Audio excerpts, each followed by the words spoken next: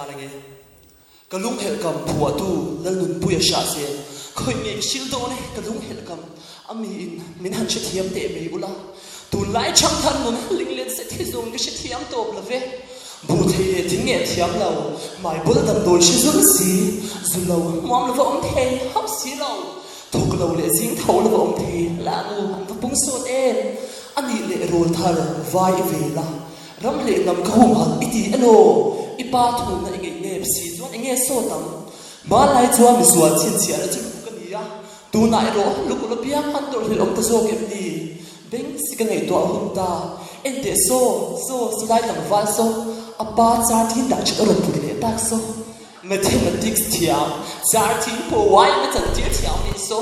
ngai sang su asiam tu le ashing nu za na chang shi lo jing tho bang ma thok lo phei liam pui nei tlan chak si lo te ban puam lian tak tak na thuam man tlak si lo te chu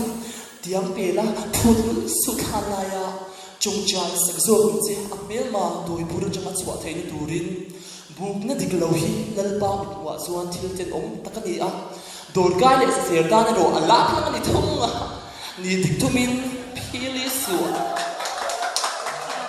ni dik tumin phili su dik takin nung mei ro soi chiang su la nun pui zo che ti chuan nang ma min chia turan pu am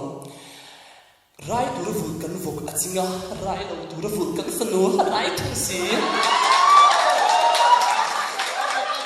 ro thing lo sang tam tak boy puin kan tam chia kan ro lu ber kan fanau te kan tam om mai christian chu kwa christian mun achan si lo chu kwa